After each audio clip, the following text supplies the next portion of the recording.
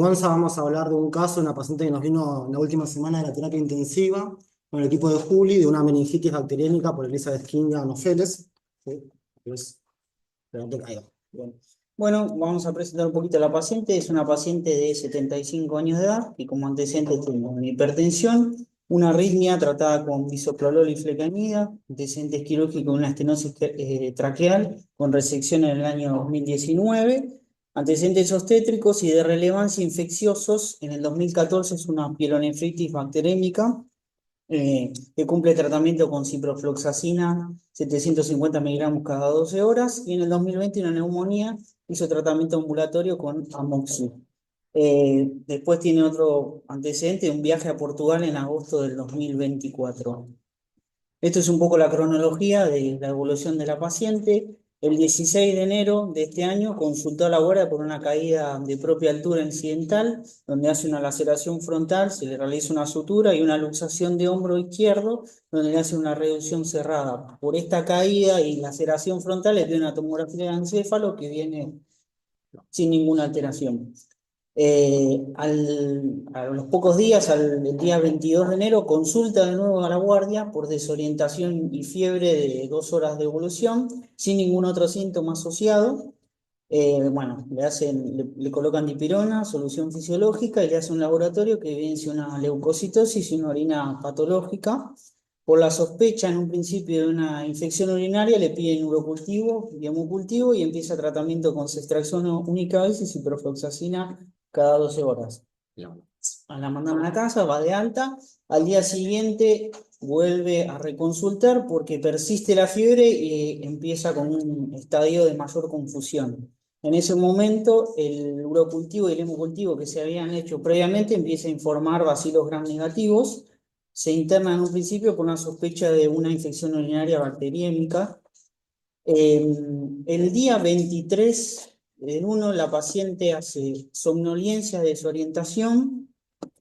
Los hemocultivos empiezan a informar 1 o 2 de cocos en acúmulo, para lo que hace tratamiento con vancomicina y hemocultivos de control posteriormente, y 1 de 2 de bacilos gram negativos que inicia tratamiento con ceftriaxona. Ese mismo día a la tarde, la paciente evoluciona con una mala perfusión, oliguria, deterioro del sensorio, por lo que, bueno, se coloca una sonda vesical, se realiza expansión con cristaloide y se decide intubación orotraqueal, todo esto en la UTIA, ¿no? En la guardia, perdón. Eh, Esto es un poco lo que se ven, son las tomografías que se habían hecho desde el día de inicio a este día que la paciente descompensa. En el primer momento, la tomografía del 16 no evidencia ninguna lesión aguda, y el 23 lo que se ve en la tomografía del cerebro, empiezan a observarse higromas bihemisféricos.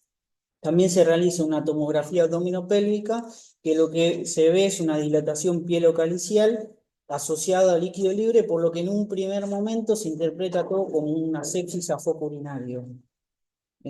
Bueno, llegan los informes de los primeros hemocultivos al día siguiente en la terapia, y se ve una Elizabeth King Anopheles y una Escherichia coli. Esta Elizabeth King Anopheles se interpreta en un primer momento como un contaminante, pero ese mismo día la paciente empieza a evolucionar con una anisocoria izquierda, se le hace una tomografía de cerebro donde se ve un edema cerebral, se habla con neurología solicita que hagamos una resonancia, se le hace una resonancia, e interviene también infectología, donde hacen una punción lumbar. Bueno, en un primer momento se lo interpreta todo como una posible meningitis a foco bacteriano, y se inicia tratamiento con ceftriaxona, ciclovir y ampicilina. Perdóname, a ver, tenemos el vacío en los dos centros. Sí, pero tenemos 2 de 2 para Elizabeth King Anopheles, con 1 de 2 para coagulasa negativo. Esto es del primer día de consulta por guardia, el 22 de enero, un día antes de internarse. Claro. El primer día que viene, acá. Tiene una E. coli, que es del mismo día que consulta por fiebre y desorientación. Son 2 bacilos distintos. 2 de 2, sí. Sí.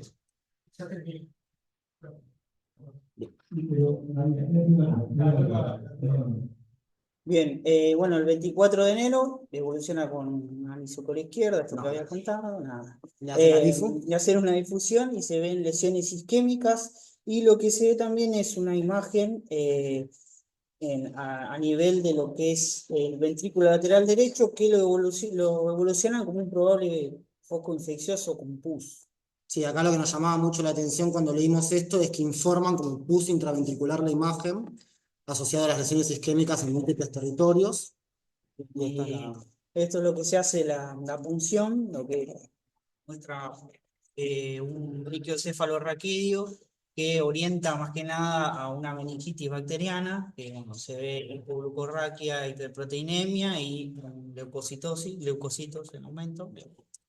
Estas son las imágenes que le hacen de esa primera difusión, que lo que informan como pus intraventricular son estas lesiones hipointensas que no realzan en el asta posterior del ventrículo derecho, tanto en secuencia ADC como en difusión, y se ven también en T1 y T2, que se ve digamos, todo el líquido cefalorraquídeo del ventrículo, y esta lesión acá que es lo que informan como pus intraventricular. Bien, bueno, en ese contexto, Infecto pide un multiplex buscando lo que es tanto gérmenes de la comunidad, tanto bacterias como virus, y bueno, se buscan las diferentes bacterias y virus, lo que se informa es que no hay nada particular, no se detecta nada. Esto se hace, perdón, en líquido cefalorraquídeo, multiplex para meningitis, que descarta todos estos gérmenes de la comunidad. Bueno, el 25 de enero positivizan, sí. Ese líquido, ahora verlo. Ese líquido que además Sí, sí, sí, que acá está. Bien, bueno, el 25 positivizan los cultivos, se ve el líquido cefalorraquídeo, otra vez está Elizabeth Kinga, y también en los hemocultivos aparece la misma bacteria, por lo que en un primer momento se inicia el tratamiento con meropenem y TMS. Eh, Llega lo que es el informe del antibiograma, un poco la sensibilidad, se habla con infectología nos sugiere que iniciemos TMS de ciprofloxacina para lo que la paciente cumple 5 semanas de tratamiento. Un poquito lo que se ve acá en la diapositiva abajo es que estas lesiones isquémicas que se veían en la tomografía, en un primer momento las podemos sospechar como una embolia séptica, por lo que pedimos ETT por 2 y un ETE, donde no se ven vegetaciones, y se decide hacer seguimiento de las lesiones con resonancia magnética. Después, como este tipo de bacteria, Elizabeth King Anopheles, se suele, lo que habíamos leído que se veían personas con inmunocompromiso, se habla con la gente de hematología y por parte de ellos se solicitan serologías para VIH, CD4, CD8 y un proteinograma que no evidencia ninguna causa de inmunocompromiso en nuestra paciente. Eh, Se hacen las PL de control a los 7 días de tratamiento con TMS, si bien sigue habiendo un líquido patológico con una sospecha de una meningitis bacteriana, se ve una leve mejoría respecto la primer PL que se había hecho. Estas resonancias de control que se iban a hacer, que también se había contado anteriormente, a los 5 días del tratamiento se ve bueno, un aumento de las lesiones puntiformes y también a nivel de lo que es lo infeccioso. Ahí, esto es a los 25 días. A los 25 días de tratamiento con TMS, ahí ya se observa una disminución de lo que son las imágenes frontales en el ventrículo lateral derecho y no se ve ninguna otra colección. Estos son los mismos cortes en la resonancia a los 25 días, donde se ve una mejoría, digamos, de esas lesiones que informaban inicialmente como pus intraventricular, las mismas secuencias, ADC, difusión, T1 y T2.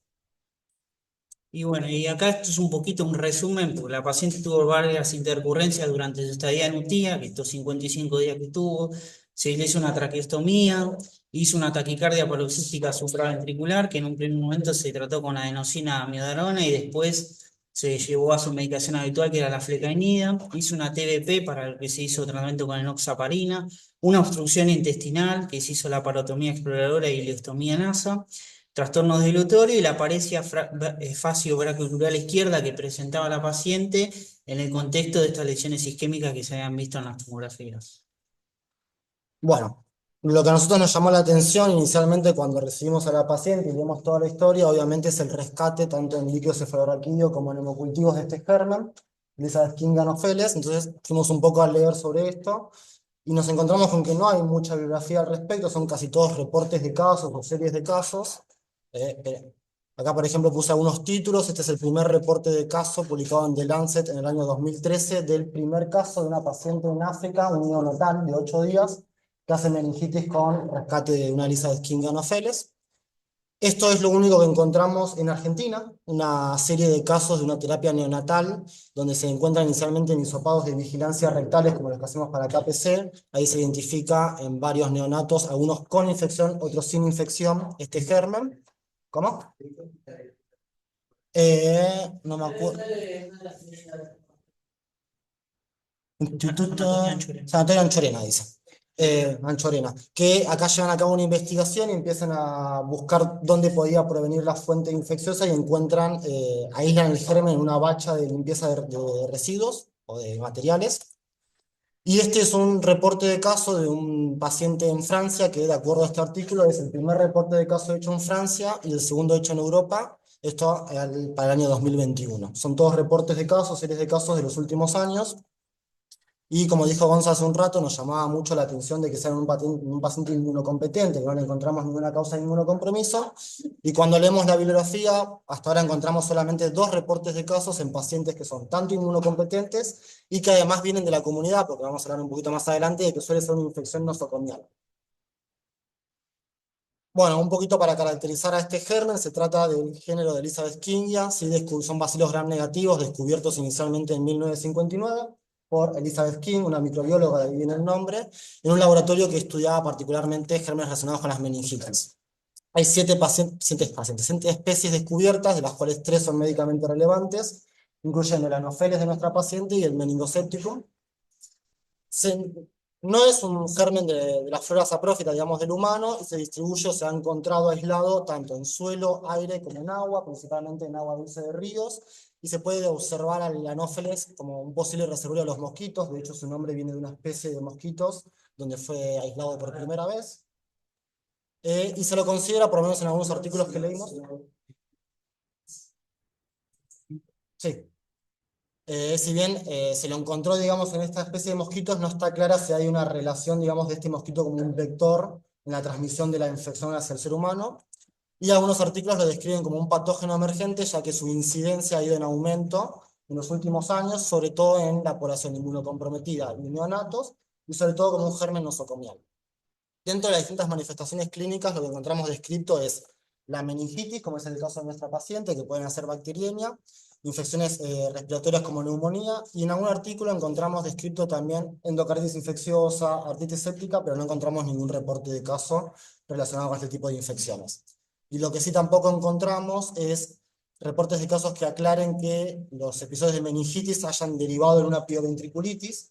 Es una complicación muy poco frecuente de las meningitis en general, sobre todo se da en meningitis postquirúrgicas, y acá nos llama un poco la atención que haya sido en una paciente por este germen, que no lo encontramos descrito, que además viene de la comunidad sin ningún tipo de contacto con el sistema de salud o algún tipo de intervención quirúrgica sobre el sistema nervioso central. Se cree que la incidencia de esta especie particular de Elizabeth King está subestimada. Esto se debe un poco a, como dijimos, fue descrita por primera vez en 2011 y el primer caso registrado fue en 2013 en África.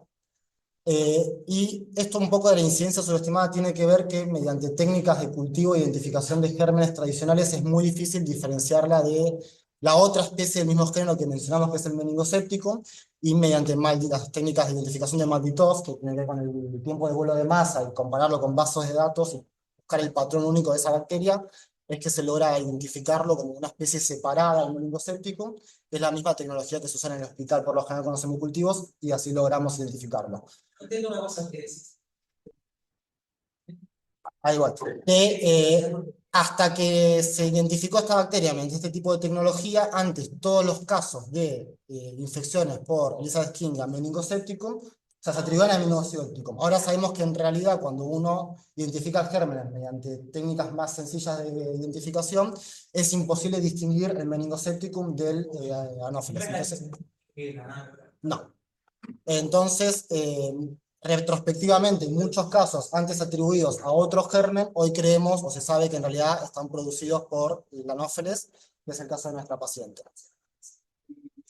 En el laboratorio se va utilizando, vamos a hacer una técnica de secuenciamiento bioquímico, bioquímico, genómico, que también es experiencia de ciencia, que puede haber una técnica común de inclusión con la teoría. Y muchas veces sabes que van a tomar la basura de qué género o especie o familia. Vale, dentro de la misma género de Elizabeth Kingia tenés al meningocéptico y ahora sabemos que está el Anopheles. Antes entraban las dos especies, meningocéptico y Anopheles, dentro de la misma bolsa y hoy los empezamos a distinguir como dos gérmenes patógenos distintos. Bueno, tenemos un poco de biológico, pero cambiando tiempo, hace algunos años, que encontramos la acción de género y especie, la libertad de confiar, la soportar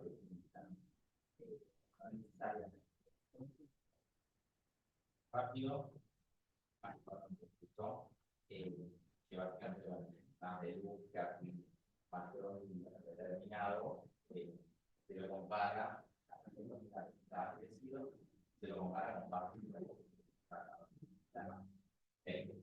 eso,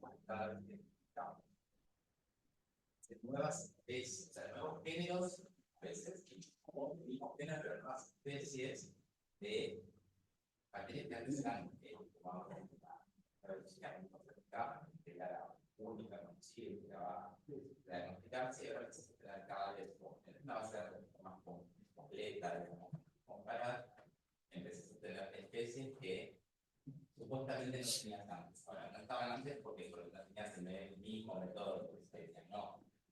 Yo me acuerdo de los 90, me llamaban ceremonia. O así los negativos más fermentadores. Todos los muchos tienen nombres. ¿Cómo van?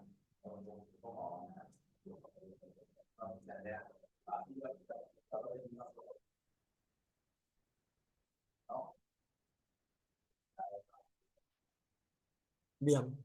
Algo que nos llamó la atención también en la bibliografía es que este tipo de patógenos presentan un perfil de resistencia a antibiótico bastante particular, ¿sí? Por producción de galactamasas, tanto BLE como MBL de forma intrínseca en su genoma, entonces suelen ser resistentes a la mayoría de los antibióticos que utilizamos de forma empírica, tanto en la sala general como en las terapias.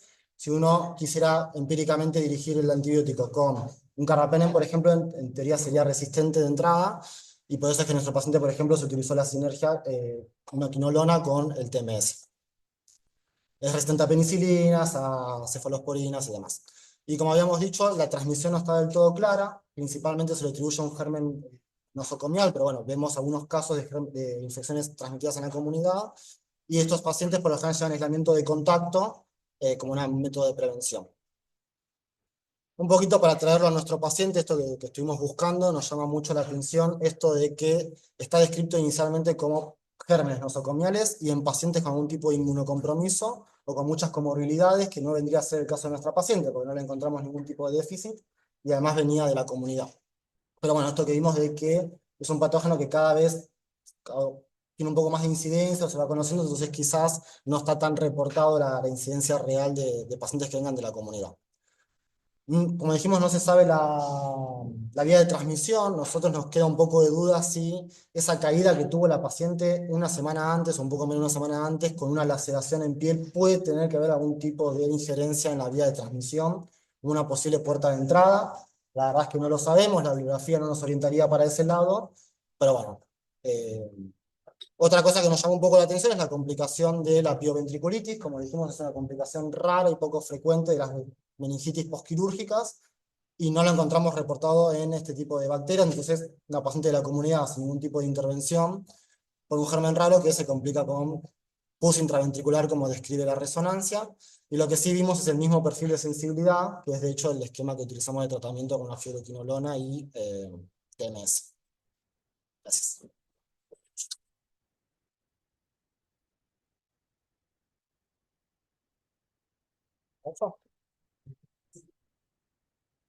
Bueno, este caso es un caso, la verdad que rarísimo, nos llevó un poco a dar el hospital, pensando, pero prácticamente tuvimos 4 interrogantes grandes. El primero fue que avanzan los métodos diagnósticos y bueno, los primeros días fueron bastante confusos de esta paciente y un poco de mea culpa cómo subestimamos el primer aislamiento, porque la señora ingresa inicialmente con un diagnóstico de una infección urinaria, que había recibido un tratamiento antibiótico del tipo adecuado, y a pesar de eso evoluciona con un síndrome confusional, pero recibe un tipo de repercusión hemodinámica en el paso de órganos que tuviera que ver con, digamos, con el foco en sí, porque la repercusión con este síndrome se estaba tratada adecuadamente de tiempo y forma a lo que se ve la situación igual. Y cuando la vio inicialmente ese viernes 24, ese viernes 24, que evoluciona que está en isocoria, y dijimos esta paciente tiene una meningitis o algo así a nivel del sistema nervioso, que si ya tenemos una mente, ya tenemos el motivo, uno de los parece esa vertiente y el fabuloso negativo. Pero lo llamamos entre todos y realmente si lo estimamos y lo interpretamos como una contaminación por la rareza del cuadro. Y tampoco cuando tuvimos el estudio cefalopatía, ese viernes le iniciamos un tratamiento para el ejercicio de la comunidad y no cumplimos esa bacteria. Recién al otro día que tuvimos el vacío negativo en el directo, dijimos, bueno, la cubrimos por las dudas y después retrospectivamente la cubrimos. Pero como estas bacterias nos llevan a subestimarlas en algunas oportunidades, el punto 2 es el mecanismo de transmisión. O sea, tenemos una bacteria ambiental que está en la tierra, que está en el agua, que está asociado con brotes hospitalarios y una infección severa en la paciente. ¿Cómo lo vimos? ¿Cuál es el mecanismo de transmisión? La verdad que cuando uno va a ver, como decir, toda la bibliografía, que la mayoría son Redford, hay algunos casos de brotes hospitalarios, principalmente en las unidades de neonatología. Hay un brote muy grande en Estados Unidos, hay una publicación en Wisconsin, que hubo 63 casos de infecciones invasivas en un mismo estado, la mayoría de ellas comunitarias, y el CDC dio vuelta a todo, dio suelo, agua, dispositivos, y luego llegaron a saber a la gente cuál era el mecanismo. O sea, que entra a través de soluciones contaminadas o a través del agua que quiere el paciente y después hace bacterias. O sea, el mecanismo de transmisión se desconoce. Ya no sabemos la vía por la que empieza. Por vía respiratoria frecuente, pero bueno, contaminación de agua, aguas sobrevividas, uso inadecuado de agua por lo que utilizar dispositivos. O sea, ya no tenemos que tener una transmisión muy difícil. Esta paciente decíamos, bueno, esa caída que tuvo 6 días antes, era que la paciente estaba confusa, porque ya estaba en un cuadro preunicio grande, o fue algo completamente separado y cómo le van a decir la guardia. O sea, hubo algo de nuestras acciones que pudan haber generado esta infección. Hubo una sutura indebida, las heridas son antisépticos, guantes, sutura contéril, se lo tocamos ningún tiempo. Tuvo un análisis intravenoso, una vía, obviamente, o sea, no encontramos ningún tipo de brecha que podía estar relacionada con el mecanismo de transmisión ahí en una hora. Así que nos quedó realmente la duda de cuál es el mecanismo de transmisión. Después, bueno, como contabas, un paciente inmunoresistente, que estamos todavía en la infección de la infección atípica, porque no solo tuvo meningitis, sino que tuvo meningitis, estas imágenes embólicas que sospechamos que eran memorias sépticas de origen secundaria de la bacteria. Así que, bueno, varias dudas, un caso atípico, y bueno, con respecto al tratamiento, lo que encontramos en los pocos casos de infecciones severas es terapia, en su mayoría con fenilfenilorona, que mejora la activación del sistema nervioso central. Entonces tuvimos que hacer inicialmente de terapia y después cuando se pone neutropénica para el contexto de un agudo, le sacamos el TMS, la dejamos por sí, pero después cuando empezó a hacer arritmias, sabíamos si prolongaba o no prolongaba el TMS, le sacamos así, pero le dejamos TMS, si hay fuimos idénticos, le dejamos así. Pero bueno, un caso atípico de mecanismo de transmisión no identificado, se ve. Una pregunta, la secuencia fisiológica es meningitis que se puede llevar bacteriómica o es bacteriemia que se da en el neumococco que a veces irrita el sistema nervioso central. ¿Cómo lo pensaron? ¿Qué es lo primero y qué es lo segundo? No lo podemos saber, pero yo creo que tuvo una bacteriemia con meningitis en conexión cerebral.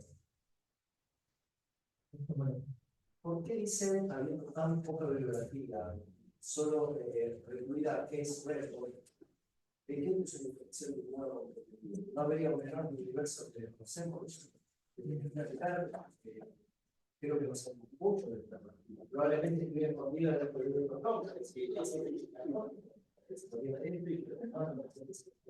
Anteriormente fue Crisión, después Raúl Pérez, antes de renombre, porque van cambiando, o sea, como se van avanzando los y van a hacer las parte. Pero bueno, es un. Sí, Está hoy. ¿Ah? para explicarlo.